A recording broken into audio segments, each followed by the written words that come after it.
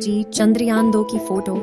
दोस्तों, चंद्रयान 3 ने चंद्रयान 2 की फोटो को कैप्चर करके भारत की स्पेस एजेंसी इसरो के पास भेज दिया है। इस वीडियो में हम आपको बताने वाले हैं कि चंद्रयान 2 क्यों फेल हुआ था और वापस कैसे जिंदा होगा चंद्रयान 2। चंद्रयान 3 की ताकत को देखकर पूरी दुनिया हैरान। दोस्तों, चंद्रयान 3 ने पूरी दुनिया को तब असंभव में डाल दिया जब उसने चंद्रयान 2 के बारे में पूरी जानकारी इसरो को दी। उसके बाद अमेरिका की स्पेस कंपनी नासा और स्पेसक्राफ्ट भी चंद्रयान 3 पर नजर गड़ाए बैठे हैं। इसरो ने पूरी दुनिया को बता दिया है कि उसके जितनी ताकत दुनिया के किसी भी देश की स्पेस एजेंसी में नहीं है। चंद्रयान 3 ने चांद पर पहुंचने से पहले ही ऐसा कारनामा कर दिखाया जिसे देखकर हर एक भारतीय का सीना चौड़ा हो गया है। 14 जुलाई को चंद्रयान 3 लॉन्च होने के बाद ऐसे रिकॉर्ड बना रहा है जिसे देखकर पूरी दुनिया में तहलका मचा हुआ है। 14 जुलाई को श्रीहरिकोटा के सतीश धवन स्पेस सेंटर से उड़ान भरने वाला चंद्रयान 3 तकरीबन 17 दिनों के बाद पृथ्वी की कक्षा से चंद्रमा की कक्षा में जा चुका है। जब इसको पृथ्वी से चंद्रमा की तरफ शिफ्ट किया गया तब इसकी स्पीड तकरीबन 1 लाख किलोमीटर प्रति घंटा रखी गई थी। आपको बता दूं कि चंद्रयान 3 कुछ और दिनों के बाद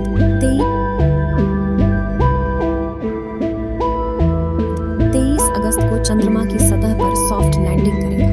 वहीं आपकी जानकारी के लिए बता दूं कि अब की बार इस मिशन में कोई भी ऑर्बिटर नहीं है, क्योंकि जो ऑर्बिटर इसरो ने चंद्रयान 3 के साथ भेजा था वह अभी भी सही सलामत काम कर रहा है और वह आगामी 10 वर्षों तक ऐसे ही काम करता रहेगा। चंद्रयान 3 चंद्रमा की कक्षा में जाने के बाद यह ऑटोमेटिक पहले वाले ऑर्बिटर से कनेक्ट हो जाएगा। उससे पहले चांद के बारे में कुछ जानकारियां देते हैं। चंद्रमा पृथ्वी का एकमात्र प्राकृतिक उपग्रह है। यह पृथ्वी के आकार का लगभग 1/4 और द्रव्यमान का 1/6 है। चंद्रमा पृथ्वी की परिक्रमा लगभग 28 दिन में करता है और अपने अक्ष पर एक बार घूमने में भी उतना ही समय लेता है।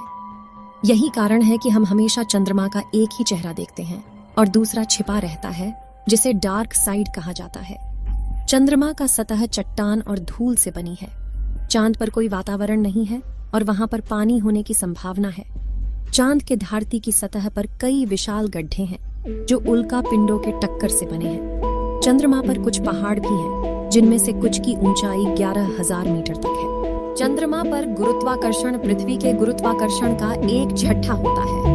इसका मतलब है कि अगर आपका वजन पृथ्वी पर 60 किलोग्राम है तो चंद्रमा पर आपका वजन केवल 10 किलोग्राम होगा। चंद्रमा पर कोई मौसम नहीं है। इसका कारण यह है कि वहां पर कोई वातावरण नहीं है।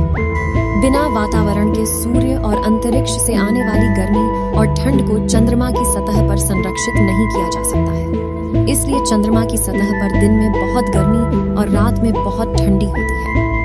अब बात करते हैं कि चंद्रयान 3 आखिर चांद पर क्या करेगा। चंद्रयान 3 चांद के दक्षिणी ध्रुव पर सॉफ्ट लैंडिंग करने के पश्चात चंद्रयान का रोवर चांद की सतह पर भयानक गड्ढों और चांद पर पानी की मौजूदगी का राज खोलने वाला है।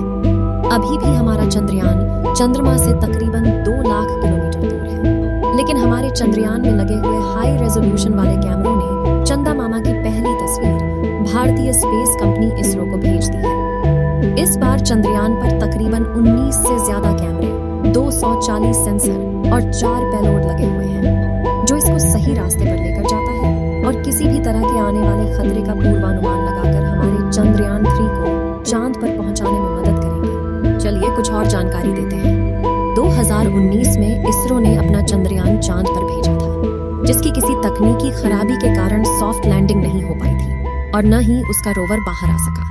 लेकिन उसके तकरीबन 4 साल बाद भेजे गए चंद्रयान 3 ने उसकी फोटो को इसरो के सर्वर पर भेजा है। तकरीबन 2 लाख किलोमीटर दूर से ली गई फोटो में आप देख सकते हैं कि कैसे चंद्रयान 3 का मलबा अभी भी चांद पर पड़ा हुआ है, जिसे कैमरे में देखा जा सकता है कि चंद्रयान 2 अपनी पिन पॉइंट लोकेशन से तकरीबन 50 मीटर आगे जाकर लैंड किया था, जिसकी वजह से ही उसकी क्रैश लैंडिंग हुई थी। क्रैश लैंडिंग होने के बाद चंद्रयान 2 उल्टा हो गया था, जिसके कारण उसका गेट नहीं खुल सका। उसकी वजह से ही शायद हमारा रोवर बाहर नहीं आ सका। आपको जानकारी के लिए बता दें कि चंद्रमा पर आज भी चंद्रयान 2 का मलबा तकरीबन 100 मीटर की दूरी में फैला हुआ है, जिसको हमारे चंद्रयान 3 के हाई रिजोल्यूशन कैमरों ने बहुत ही सटीक तरीके से कैप्चर किया है।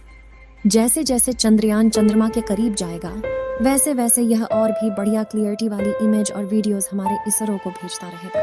इसमें लगे हुए सैकड़ों सेंसर्स इसकी लैंडिंग के समय तो हेल्प करेंगे ही, साथ ही वहां की मिट्टी, चंद्रमा पर पानी, भूकंप, पहाड़, गड्ढे और तापमान की भी जानकारी हमारे इसरो को देगा। इन सभी आंकड़ों को देखकर ही हमारा इसरो इसके बाद गगनयान लॉन्च करेगा, जिसमें हमारे खुद के एस्ट्रोनॉट गगनयान में बैठकर चंद्रमा पर जाएंगे और पूरी दुनिया में अपना नया रिकॉर्ड बनाएंगे। वहीं अगर हम चंद्रयान 3 और चंद्रयान 2 के कुछ मेजर डिफरेंस की बात करें तो चंद्रयान 2 मिशन की असफलता के बाद इसरो ने इस बार चंद्रयान में कुछ बदलाव किए हैं। चंद्रयान 3 के लैंडर को डिटेक्शन और वाइड लेंस कैमरा के साथ लॉन्च किया गया, जिसका उपयोग लैंडिंग के समय नियंत्रण के लिए किया जाएगा, क्योंकि लैंडर चंद्रमा की सतह पर उतरेगा।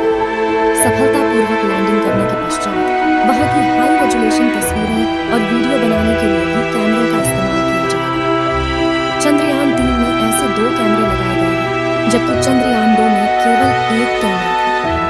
चंद्रयान 2 के ऑर्बिटर को उपकरणों की प्रभावशाली सूची के साथ लॉन्च किया गया था, जो अभी भी चंद्रमा की कक्षा में काम कर रहा है। पिछली बार चंद्रयान 2 की लैंडिंग साइट का क्षेत्रफल 500 मीटर × 500 मीटर चुना गया था। इसरो विक्रम लैंडर को मध्य में उतारना चाहता था, जिसकी वजह से कुछ सीमाएं थी। इस बार लैंडिंग का क्षेत्रफल 4 किलोमीटर × 2.5 किलोमीटर रखा गया है, यानी इतने बड़े इलाके में चंद्रयान 3 का विक्रम लैंडर उतर सकता है। आपको बता दें कि अब की बार इसमें ऑटोमेटिक सेंसर भी लगाए गए हैं, जिससे अब की बार इसकी सॉफ्ट लैंडिंग होने वाली है। इसरो के अनुमानित समय के अनुसार चंद्रयान 3 की लैंडिंग तकरीबन 23 अगस्त को होगी। इस बार भारत दोबारा चांद की सतह पर लैंडिंग का प्रयास कर रहा है, वह भी ऐसी जगह जहां पर अब तक किसी भी देश ने लैंडिंग की कोशिश तक नहीं की और न ही हिम्मत। वैसे दुनिया में 11 देश हैं जिन्होंने अपने मून मिशन भेजे। अगर भारत का यह मिशन सफल होता है तो दक्षिणी ध्रुव के पास लैंडर उतारने वाला पहला देश बन जाएगा और भारत दुनिया की पहली स्पेस एजेंसी बन जाएगा। आपको